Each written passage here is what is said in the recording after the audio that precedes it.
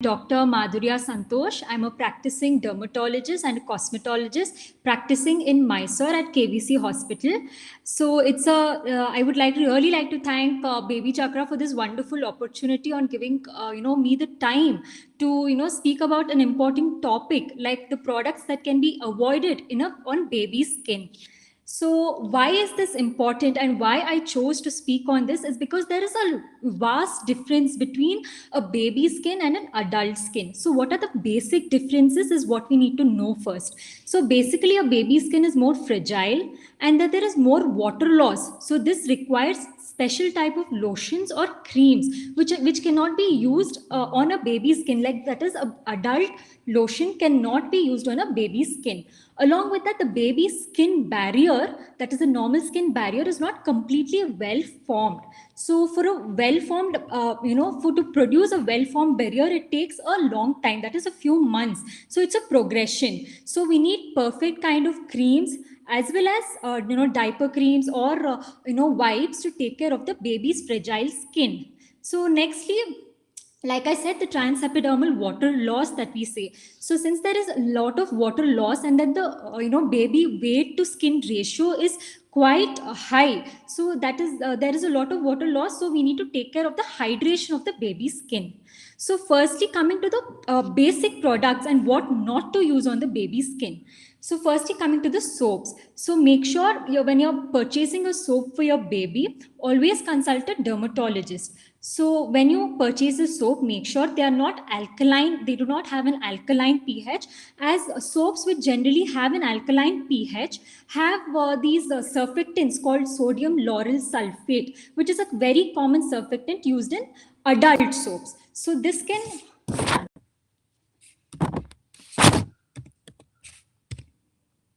I'm sorry for the interruption. So this can disrupt the baby's barrier, make the skin more dry, as well as it can, lead to red rashes over the skin.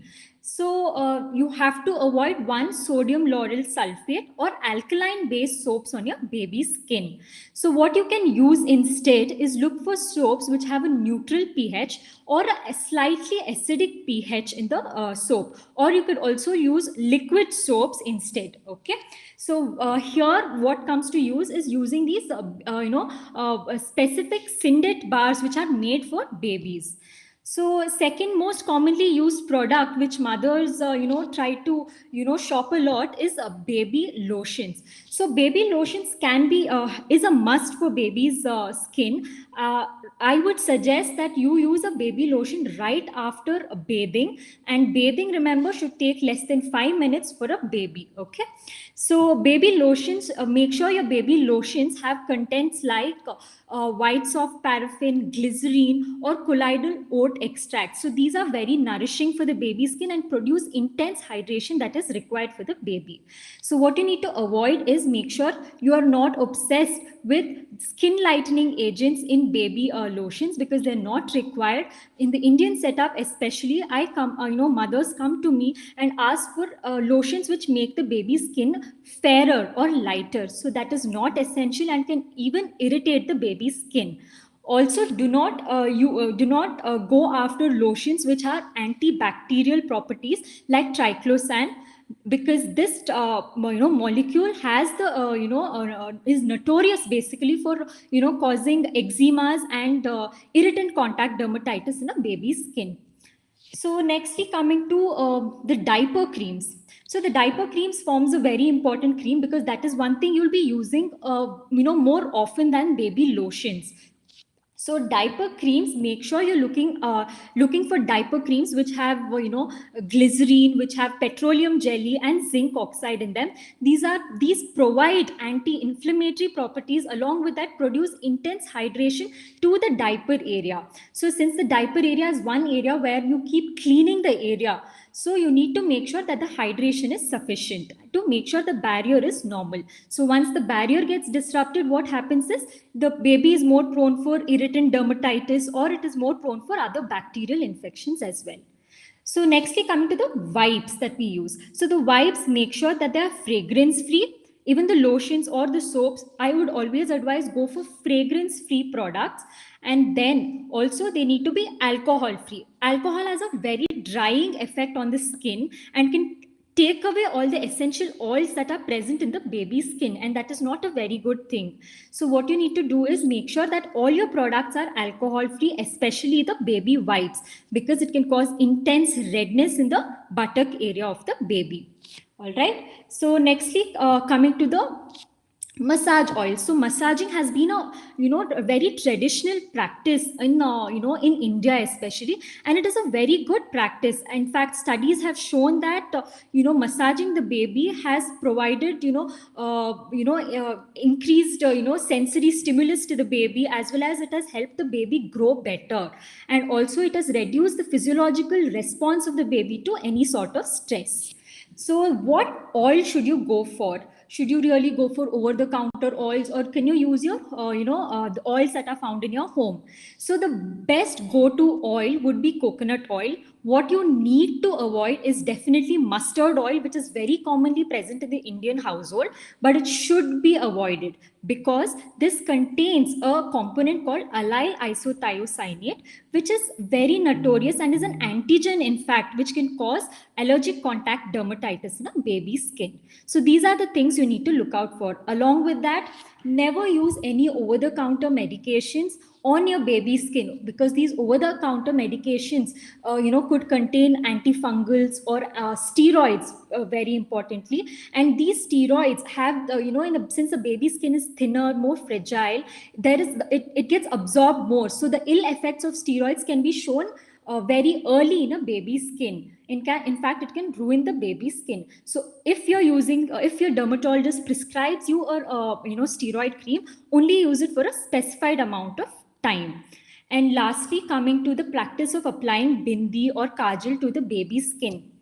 So this is again a very traditional practice which is being done in India because to ward off the evil eye. But I would suggest you not to do it, because the coal particles in the kajal, especially the local kajals that are available, are notorious for causing irritant contact dermatitis and allergic contact dermatitis in a baby's skin.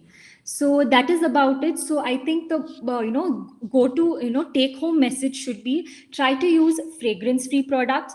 Try to use products, soaps which are, neutral pH or slightly acidic pH. Liquid soaps as well as scented bars would be perfect. Always refer back to your dermatologist. Use lotions which have extracts like colloidal oat, glycerine, liquid paraffin or white soft paraffin, and do not use any alcohol based products on the baby's skin.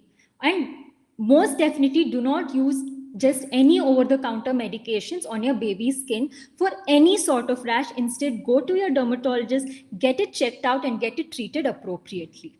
Thank you. So I see that there are a few questions here. So what products are safe to use on my newborn skin? So like I said, you need to look out for certain, especially not all newborns are the same. Some newborns may have, sensitive skin, that is, or what we call atopic skin. So those babies will require special attention, and, creams and creams or lotions or even soaps which are, formulated for an atopic skin. So you need to go for particularly those. So look out for ingredients, like I said, petroleum jelly, zinc oxide, white soft paraffin, and your colloidal oat extracts. So these are all great, even aloe vera, in fact. So, but always do not go behind natural products, because they can have irritant properties. Always make sure you're showing your products to your dermatologist before using it on your baby's skin. So there is another question. My 2-year-old tends to develop redness on the skin when exposed to heat, even after using moisturizer and sunscreen. How can I manage this? So yes, one more important thing you need to remember is Indians have this habit of applying talcum very frequently to the baby's skin. On my personal experience, as well as several studies have shown that talcum is not necessarily need not necessarily be used for a baby. One, because it can, these talcum particles can occlude the sweat pores, and when this occlusion happens, it can lead to a condition called miliaria. So you need not use talcum powder. And secondly, use of talcum powder also can lead to, when it's inhaled, the particles are inhaled, what can happen is it can lead to, pneumonitis, granuloma formation, and some studies have also shown that it can cause cancer when it's used on a very long term basis. So what best you can do is to avoid that rash is you can clean the area, that is you can clean the if the baby is developing rashes, one, make sure you're using the right soap, that is a neutral pH soap. Always make sure within minutes of bathing your baby, apply the moisturizer. And sunscreen is not really essential up to 12 months of age for the baby. Only after 12 months you can use the sunscreen, and that too, when you're using sunscreen, make sure they're not just chemical sunscreens, make sure that they're physical sunscreens, because they're better for the baby's skin. So how would I know if a product is good for my baby or not? What ingredients should I look for? Okay, so if a certain product which has been prescribed to you, if you want to tell if this product is going to be suitable for your baby or not, what you can do is you can always do a patch test. So what is a patch test? You take a little bit of this product and apply it either on the front of the baby's arm, or over the back of the baby's or on the back of the on the skin of back of the baby. So if there is any redness that you notice over after application of this product over several days, like over 2-3 days, if you if you observe that there is any redness or there are any rashes, then maybe your baby is not accepting, is not, this product is probably not best for your baby, and you may have to change over to a newer product. So another question is, how would I know whether the product is suitable for my child? Like I said, yeah. So you should always make sure you're test patching whatever your product that you want to apply. Make sure you're doing a test patch of the product and only then use it. If there is any reaction or redness after the 3rd or 5th day, it means that your baby is probably allergic to the product.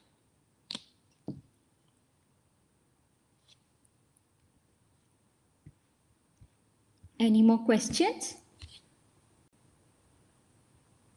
Thank you.